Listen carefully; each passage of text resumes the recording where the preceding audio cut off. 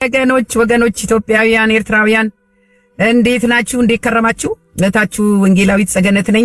እግዚአብሔር የተባረከ ይሁን። ወንድማችን ጠቅላይ ሚኒስትር ዶክተር አብይ ሰሞኑን የዘነበው ዝናብ በዚህ በጎጃምና በሰሜን ሸዋ አካባቢ ዝናብ አዝንበናል። በሰሜን ሸዋ በጎጃም ያያችሁት ዝናብ የተፈጥሮ ሳይሆን እኛ ያዘነብነው ነው። ሰሜን ሸዋ ባለፉት 2-3 ቀናት ዝናብ ካያችሁ እኛ ያዘነብነው ነው። ኦፊሻሊ በሚቀጥሉት 2 ሳምንታት እናስመርቀዋለን ወይ እናስጀምረዋለን። ቴስት አድርገን ውጤት አይተንበታል። ኢትዮጵያም ዳመና ማዝነብ ቻለች ማለት ነው። የኢትዮጵያ ሕዝብ የራበው ዳቦ ነው። የኢትዮጵያ ሕዝብ የሚፈልገው ሰላም ነው። በሰሜን ያለውን ጦርነት አስቁመናል ይባላል። ሕዝብ የሚያስጨበጭብ ሕዝብን የሚያሳርፍ ነገር ዝናብ አምጥተናል የሚለው ነገር ራሱ ሌላ ከእግዚአብሔር ቁጣን ይቀሰቅሳል። ፕሊዝ ወንድማችን ዶክተር አብይ በዚህ በኤአይ ጉዳይና የእግዚአብሔርን ተፈጥሮ በመነካካት ጉዳይ ገደብ ብታበጅለት ላንተም ለኛም ለትውልዱ ለሀገር ይጠቅማል ብዬ አስባለሁ። በጌታ በኢየሱስ ክርስቶስ የእግዚአብሔርን ለእግዚአብሔር የቄሳርን ለቄሳር ዝናብ የእግዚአብሔር የባቢሎን ዘመን እንዳይመጣ ሰዎች ከእግዚአብሔር ሊስተካከሉ ዝናብ አመጣን ፎቅ እንስራ ሲሉ ነው ባቢሎን የጠፋቸው። ፕሊስ ዶክተር አብይ በዚህ ነገር በፍጹም በዚህ በተፈጥሮ ሰራሽ በሰውኛ ነገር በዚህ እግዚአብሔርን በሚያስቆጣ ነገር እጅህን አንሳ። እኔ እህታዊ ምክሬን እንደ ሀገር ልጅ እንደ ክርስቲያን እህትህ እመክርሃለሁ። ማንም አይናገርም። ይሄን ነውር ነው። እኔ በጣም ገረመኝ፣ በጣም ደግሞ አስደነገጠኝ። ዝናብ አመጣን አይባልም፣ በቃ አይባልም በጌታ በኢየሱስ ክርስቶስ። ኤኒዌይስ የራሳቸው የኦርቶዶክስ ምሁር አይነ ስውሩ ምሁር ናቸውና በጣም ያሳዝን ነገር ተናግረዋል። ምንድነው መጽሐፍ ቅዱስ አለማንበባቸው ነው እኛን ሊቅ አድርጎ ያቆየናል። ይሄኮ የሚመር እውነት ነው፣ በጣም የሚከብድ እውነት ነው። ኦርቶዶክሳውያን የኛ ሰው አያነብም እያሉ ነው። የኛ ሰው አያነብም እግዚአብሔር ይመስገን። እኔ አሁን ሰው እንዲያነብ ይገፋፋ። እኔ ብዙ ጊዜ ሰው አለማንበቡ ነው እኛን ሊቅ አድርጎ ያቆየን። ሰው ቢያነብ እኮ የዕለት እንጀራችን አደጋ ላይ ይወርሳል።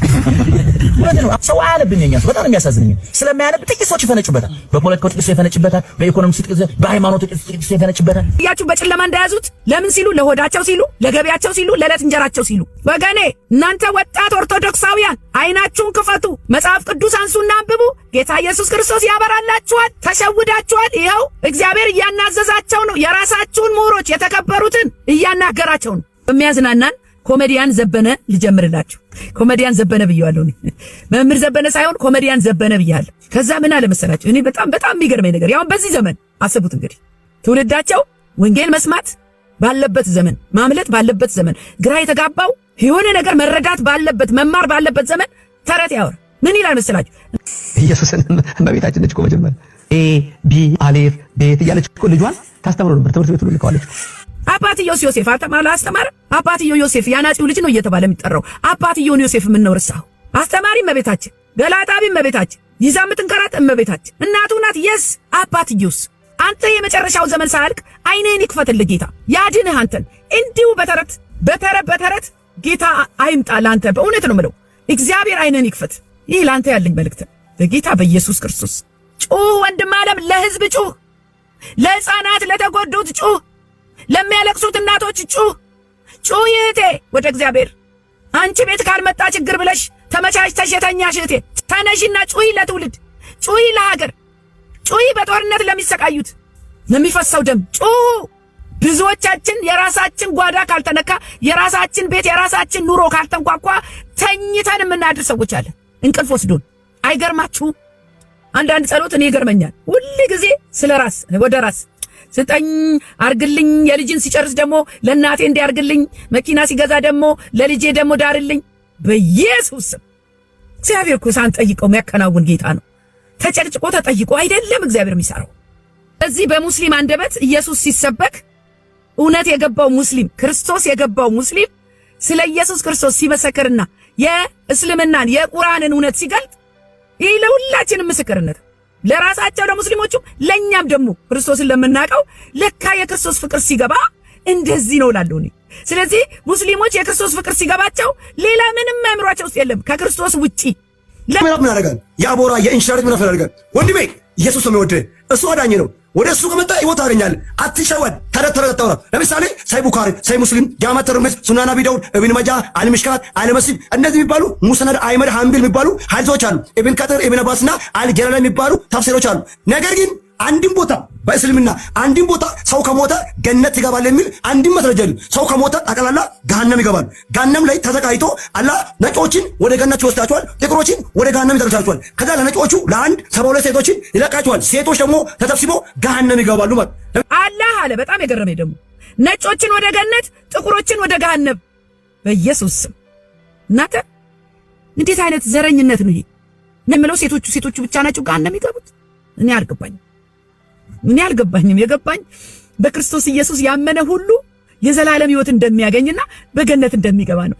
እንዴት አይነት ንጹህ የሆነ ግልጽ የሆነ አንድና አንድ ሁለት ጌታ ኢየሱስ ክርስቶስ የሕይወት መንገድም እውነትም ሕይወትም የሆነ እሱ ብቻ ነው። በቃ እንደዚህ ሆኖ ማረፍ አይሻልም? ክርስቶስ ኢየሱስን አምኖ ማረፍ አይሻልም? እርግጠኛ ሆኖ የዘላለም ሕይወት እንዳለን እርግጠኛ ሆነን መቀመጥ አይሻልም? የመጨረሻው ዘመን የጥፋት ውሃ እየመጣ ነው። ብዙ ሀገራት ኢትዮጵያን ጨምሮ በጎርፍ እየተጥለቀለቁ ነው። ሰሞኑን በሐዋሳ የነበረው በረዶ የቀላቀለ ንፋስ የቀላቀለ አውሎ ንፋስ ያለው ዝናብ አሁንም በአዲስ አበባ በተለያየ ክፍል እንትን እያለ ነው። ዝናብ፣ ኃይለኛ ዝናብ። ይሄ ደግሞ የእግዚአብሔር ቁጣ ነው። ምንም ወቅቱ ነው ምናምን እንዳትሉና እንዳትሸወዱ።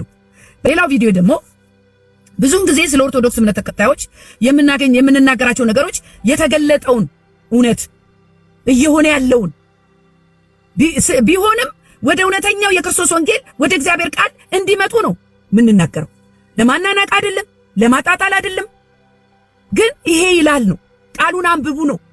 ይሄ ነገር ትክክል አይደለም ነው። መሰገድ ያለበት ለክርስቶስ ኢየሱስ ብቻ ነው።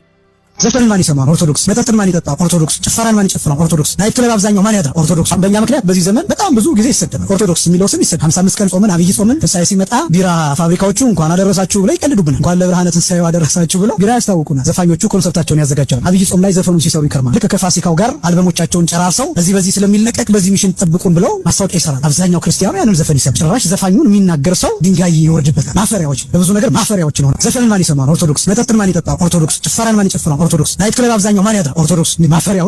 እኛ ግን ፋሲካችን የታረደው ኢየሱስ ይባላል።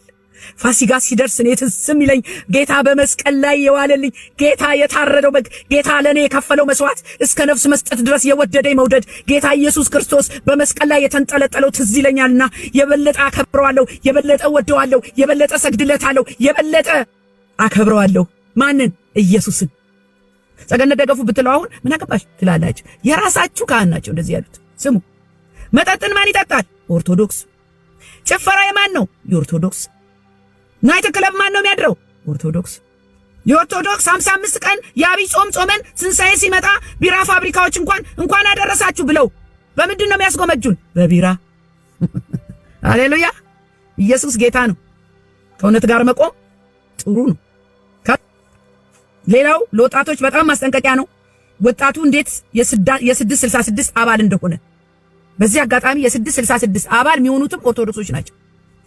በጌታ ያልጸኑ ጌታ ኢየሱስ ክርስቶስን የማያውቁ ቃሉን የማያነቡ ብዙዎች 666 ውስጥ የሚማረኩ የሚገቡ በክርስቶስ ኢየሱስ ደም ያልተሸፈኑ ኦርቶዶክሶች ናቸው።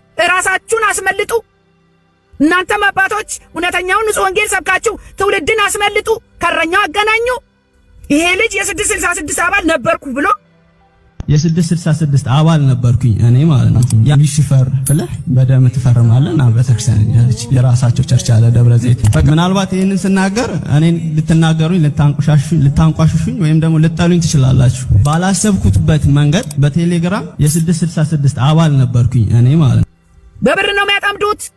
666 ሉሲፈር ኢትዮጵያ ውስጥ ኖርማል ሆኗል። ብዙዎች ተጠምደዋል፣ ብዙዎች ተወስደዋል።